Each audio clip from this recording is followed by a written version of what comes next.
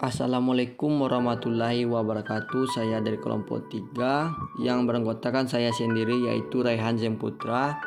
Saya akan presentasi materi makalah saya yaitu Environmental Management Accounting (EMBA) atau sering disebut dengan akuntansi manajemen lingkungan.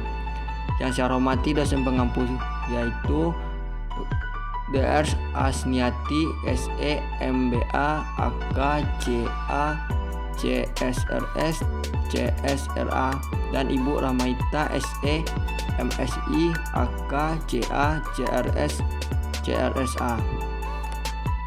Materi makalah saya yang pertama, pengertian Environmental Management Accounting. Yang kedua, jenis-jenis Environmental Management Accounting. Yang ketiga, manfaat Environmental Management Accounting. Yang keempat, apa itu Environmental Management Paradigma. Pengertian Environmental Management Accounting yang sering disebut dengan akuntansi manajemen lingkungan. Environmental Management Accounting atau disebut dengan akuntansi manajemen lingkungan merupakan salah satu subsistem dari akuntansi lingkungan yang menjelaskan persoalan mengenai dampak bisnis suatu perusahaan ke dalam sejumlah unit moneter. Akuntansi manajemen lingkungan juga dapat digunakan sebagai suatu alat tolak ukur dalam kinerja lingkungan. Akuntansi manajemen lingkungan berdasarkan tujuan pelaporan berbagai atas dua, yaitu internal manajemen perusahaan dan eksternal perusahaan. Pada ini, internal manajemen perusahaan lingkungan sering disebut dengan EMBA, bertujuan untuk menyajikan informasi untuk sarana pengambilan keputusan manajemen. Akuntansi lingkungan pada pelapor kepada eksternal perusahaan lebih ditunjukkan untuk bertanggung jawab kepada publik, terutama pemegang saham, seperti yang telah disebut bahwa salah satu penyebab permasalahan global adalah perkembangan industri yang pesat, sehingga diperlukan adanya kesadaran akan pentingnya peninjauan lingkungan. Kesadaran publik akan meninjau lingkungan jauh lebih meningkat dari waktu dan ke waktu. Latar belakang akuntansi manajemen lingkungan.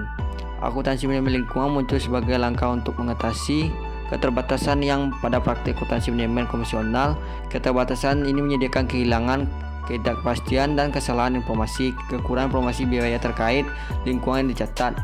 Pada praktik akuntansi manajemen lingkungan ialah sebagai berikut. Catatan sistem akuntansi tradisional pada umumnya tidak berisi informasi mengenai biaya-biaya terkait dengan lingkungan.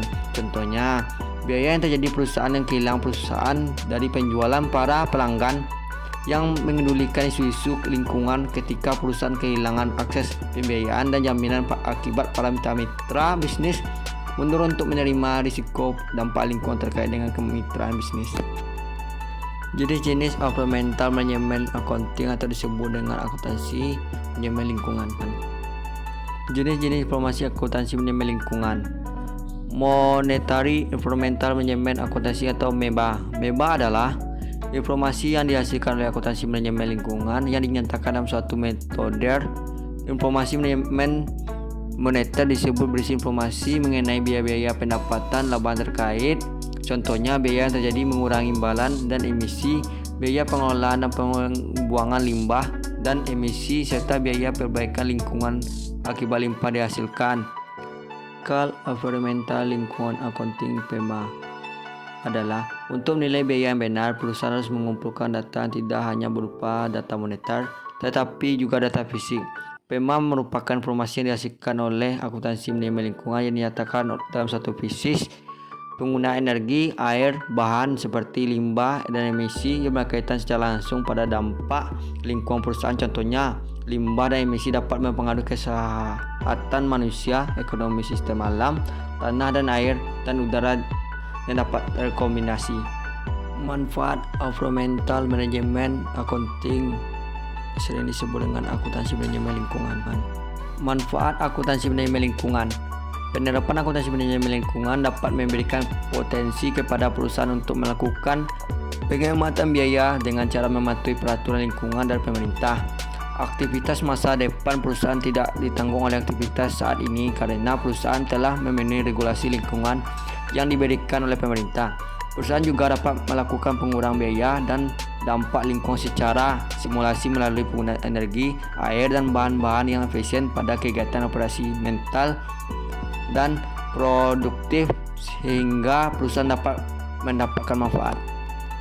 Manfaat dan keuntungan akuntansi manajemen lingkungan. Yang pertama, kepatuhan. Akuntansi manajemen lingkungan mendukung lingkungan lewat kepatuhan efisiensi biaya dengan regulasi lingkungan dan kebijakan yang dikenakan sendiri.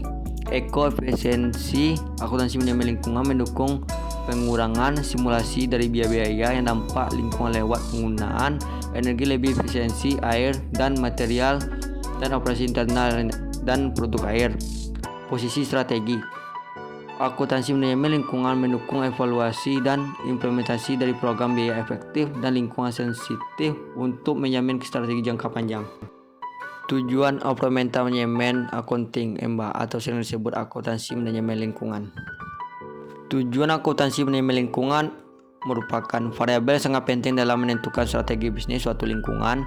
Perusahaan lingkungan yang terjadi mengakibatkan individu organisasi yang dihadapkan pada perusahaan yang dinamis untuk tetap bertahan dan memiliki inovasi dalam persaingan bisnis. Dalam hal itu secara umum teknik, akuntansi manajemen biasanya mempedulikan buruknya perilaku perusahaan terhadap lingkungan. Perusahaan-perusahaan integrasi multinasional dan besar cenderung akan menerapkan akuntansi manajemen lingkungan. Dalam proses akuntansi mereka melalui sejumlah signifikasi terhadap biaya-biaya. Apa itu operasional manajemen paradigma? Paradigma pengelolaan lingkungan.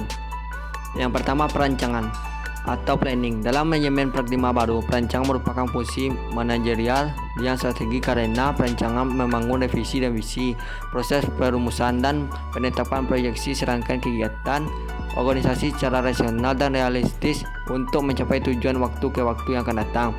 Perencanaan berfokus pada masa depan yang berlanjut dibayang masalah ketidakpastian dan perancangan meliputi pre-existing, programming, dan budgeting. Pengorganisasian. Dalam manajemen paradigma baru, pengorganisasian merupakan fungsi manajerial dan yang optimis. Secara pengorganisasian, proses pembangunan organisasi yang dinamis dan efektif untuk mencapai sarana yang telah proyektif perencanaan yang pengorganisasian sebagai suatu sistem hubungan kerja sama yang terkoordinasi saling bergantungan. Pengorganisasian meliputi penetapan kinerja, penetapan struktur, staffing, alokasi sumber daya, dan penentuan hubungan integrasi pengorganisasian diri atas 4 bagian. Terima kasih. Assalamualaikum warahmatullahi wabarakatuh.